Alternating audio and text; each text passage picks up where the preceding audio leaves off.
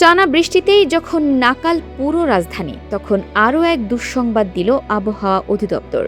পূর্বাভাস অনুযায়ী আগামীকালও ঢাকায় দিনভর ভারী থেকে অতি ভারী বৃষ্টির দাপট থাকবে। তাই শিগগিরই কমছে না ঢাকাবাসীর ভোগান্তি।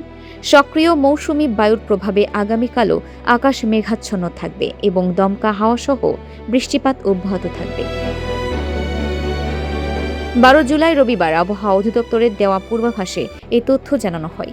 এদিকে টানা বৃষ্টিতে রাজধানী সহ দেশের বিভিন্ন এলাকার সড়ক তলিয়ে গেলে যোগাযোগ ব্যবস্থা ভেঙে পড়েছে, বন্ধ হয়ে গেছে বিভিন্ন এলাকার স্কুল ও কলেজ।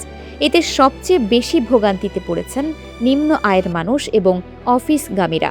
এছাড়া অতি ভারী বৃষ্টি ও উজান থেকে নেমে আসার ঢলে দেশের 12টি জেলার বন্যা পরিস্থিতি আরও অবনতি হওয়ার আশঙ্কা দেখা দিয়েছে।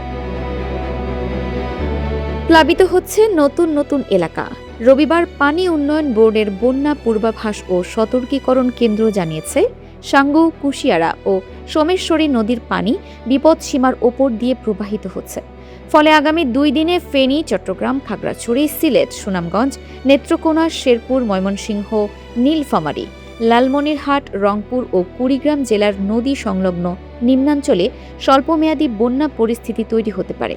অন্যদিকে আগামী 24 ঘণ্টায় বান্দরবান, চট্টগ্রাম ও কক্সবাজার জেলার সাঙ্গু ও মাতামুহুরী এবং মৌলভীবাজার ও হবিগঞ্জ জেলার মনু ও খোয়াই নদী সংলগ্ন নিম্নাঞ্চলের বন্যা পরিস্থিতির কিছুটা উন্নতি হতে পারে।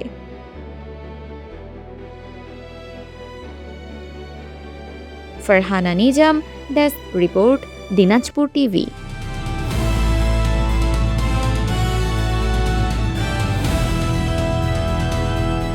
দিনাজপুর টিভি, মানুষের জীবনের কথা বলে।